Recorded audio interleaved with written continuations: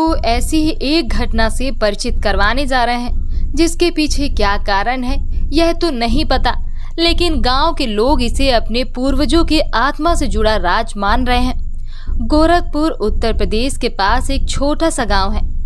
इस गांव की लगभग 5 एकड़ जमीन पूरी तरह खाली पड़ी है, लेकिन उल्लेखनीय बात यह है कि यह जमीन पिछले कई दशकों से खाली पड़ी है, क्योंकि यहाँ जो पेड़ थे वह भी या तो गिर गए या फिर कटवा दिए गए। इस जमीन पर कहा जाता है 2 बड़ी बड़ी हांडियां घूमती रहती हैं, 2 हांडियां जिनका मुंह एक दूसरे से जुड़ा हुआ है और वह इस जुड़े हुए मुंह के साथ पूरी जमीन का चक्कर लगाती हैं। जो भी उन हांडियों को पकड़ने की कोशिश करता है उसे असफलता ही हाथ लगती है। वह किसी के हाथ नहीं आती और कहाँ छिप जाती है यह कोई नहीं जानता। अब आप सोच रहे होंगे कि या तो यह कहानी मन गढ़ंत है या तो इसके पीछे कोई गहरा राज है।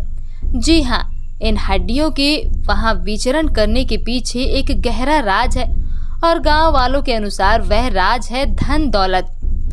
गांव वालों का कहना है कि एक विशिष्ट परिवार के छिपे हुए खजाने की रक्षा करने के लिए यह हांडियां उस जमीन पर घूमती हैं।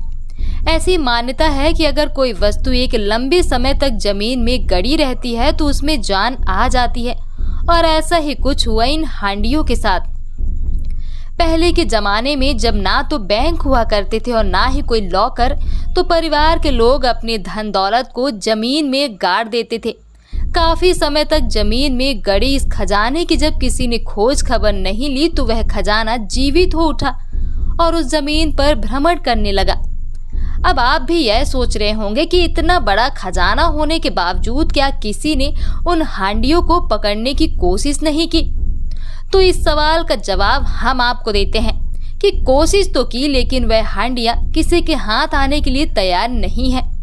कहते हैं इन हांडियों में उस परिवार के पूर्वजों की आत्मा है और वह जिसे अपने उत्तराधिकारी के रूप में स्वीकार करेंगे उसे ही वह खजाना सौंपेंगे। और अगर किसी ने जबरन उन हांडियों को पकड़ने की कोशिश की तो इससे जान का खतरा भी हो सकता है। अभी तक उस परिवार की सभी पीढ़ियां इस खजाने को पाने के लिए हांडियों को काबू में करने की कोशिश कर चुकी हैं, लेकिन किसी को सफलता हासिल नहीं हुई है।